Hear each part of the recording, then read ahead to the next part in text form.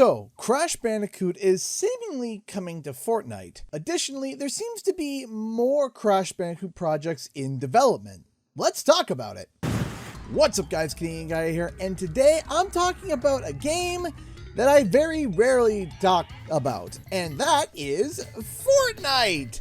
Now, I used to play Fortnite casually here and there back in the day, but I haven't spent a dime on it in years. And unfortunately, that may be changing very soon, because Crash Bandicoot is going to be dropping in as yet another crossover for the Battle Arena shooter. Now, this news did drop a while back, but I kind of wanted to wait to see until more details had come out.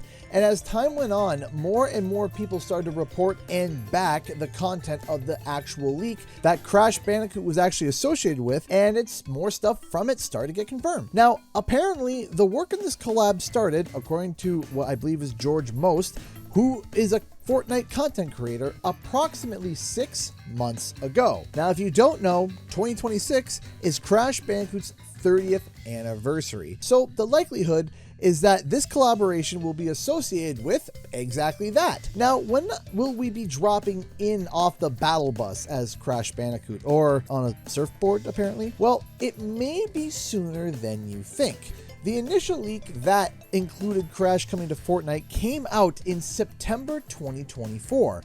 Out of the 7 partnerships, 4 of them have already been officially confirmed. So about 1 per month, meaning we could see Crash potentially between January 2026 to about April 2026. And that's just me kind of speculating. There's no official confirmation as of yet. But Crash fans that aren't really interested in Fortnite, don't worry, there's more content in this video for you as well. One of the many discoveries and conclusions that we found from my video about the secret team behind Crash Bandicoot's development that changed the paradigm as how we see Activision actually handling their active franchises outside of Call of Duty was that Iron Galaxy has been brought in to work on the same team, emerging franchises, that actually handles the development of Crash Bandicoot. And they've been chomping on the bit publicly on social media for Crash Bandicoot. The vibes that I get makes me think that Iron Galaxy may be involved or wants to be involved in some way with a Crash Bandicoot project, and they're trying to position themselves as exactly that. Which brings me to my next point. BANDICOOT'S, for their anniversary, released a banner that contained what seemed to be new art for a brand new Crash Team Racing, as it shows Crash Bandicoot 4 art riding a kart. As soon as the community noticed this and we all made videos and talked about it, they took the banner down and never spoke about it again, acting like it never happened in the first place. Just to be clear, I also did a full breakdown of that leak and determined that no, it is most likely not a mistake. Additionally, a precedent has been set in the past, as numerous Crash projects, and I do mean numerous, have had accidental concept art leaks, giving the fanbase something to talk about and showing that projects in the Crash universe have life. So BANDICOOT'S dropping this image and then never clarifying it, much like all the other times that a concept art leak happened for Crash Bandicoot, makes me think that something is up. I shouldn't have said that. I should not have said that. But doesn't that contradict the idea of Iron Galaxy developing a Crash Bandicoot game? Well, actually, no. BANDICOOT'S and Iron Galaxy are now involved with the same arm of Activision that handles games outside of Call of Duty, like I said earlier, emerging franchises. And it's possible that Iron Galaxy and BANDICOOT'S could be working together on a brand new Crash Team Racing. Or it's possible that BANDICOOT'S is working on a new CTR and Iron Galaxy is starting the development of a mainline Crash Bandicoot title, which I certainly have feelings about that. Now let's get to another piece of news, and that is the Crash Bandicoot movie or TV series, or both. Yeah, this is a confusing story. What's on Netflix initially reported that there was a Crash Bandicoot animation in the works. However, details about it were slim, and one of the de facto details mentioned was initially shut down, being that WildBrain was supposed to be developing it. Having said that, VScooper, a very, very good source when it comes to movies and all small screen shows, came forward and suggested that they heard that this was a movie that was in development, but could not shut down the rumors of there also being a TV show. So, at the moment, it seems that there is a lot of vested interest in at least a Crash Bandicoot movie that V-Scooper points and suggests that's going to be similar to like the Sonic movie and how it was designed. But also, there could be a TV series in development as well, though the odds to me are looking like it's only going to be a movie. But it is in the very early stages of development, as V-Scooper has reported that there is a team actually looking to take on the project. The guesstimate of a release time, according to V-Scooper, 2030.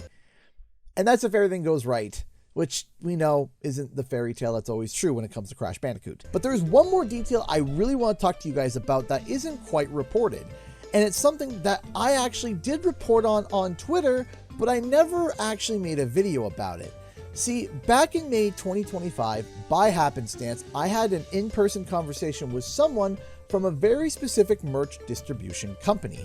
Of course, I'm not going to say who the company was, but I was told by this specific merch company that right before we had met, they had just signed a deal with Xbox and Activision for new merch in Q1 and Q2 of 2026 for Crash Bandicoot and Spyro the Dragon. Both were included on that deal. It was stressed to me that it was quite recent at the time.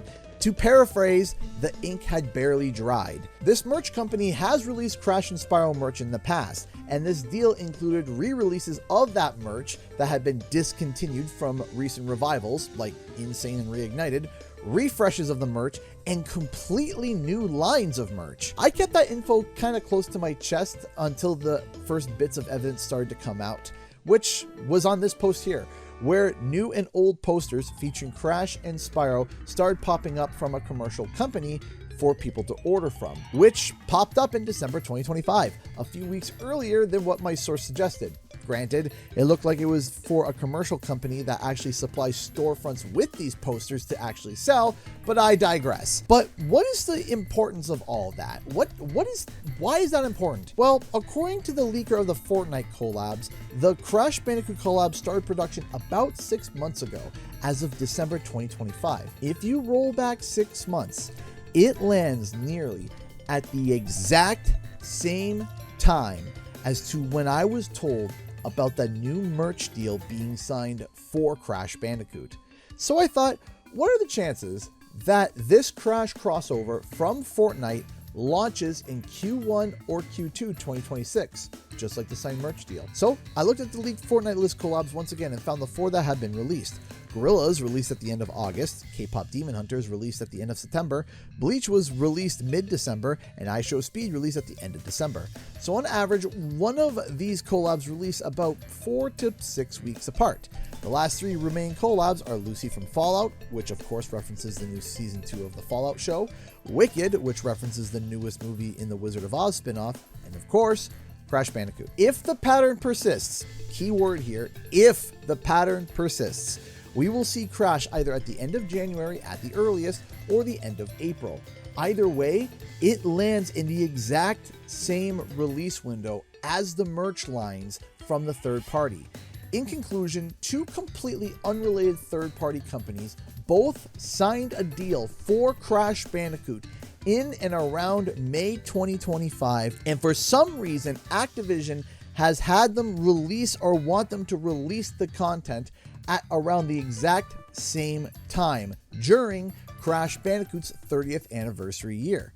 So, what does this all mean? Well, I can't help but feel that something is being set up for Crash Bandicoot. There is simply too many coincidences all at once to think that nothing is happening in the future, and the 30th anniversary may be that exact takeoff point. But there is one huge gaping issue, and that is, well, timing. If this is supposed to be a big year for Crash Bandicoot where they decide to go all out for his 30th anniversary, why would you be releasing content in the first half of the year when his typical release dates for stuff lands in June? And what about September, when the actual 30th anniversary lands? We also know that Activision goes for shorter and hotter advertising cycles of about 6 months for brand new games. And there is no way that a new Crash Bandicoot game, a brand new Crash Bandicoot game, has been in development. and they would have only started relatively recently.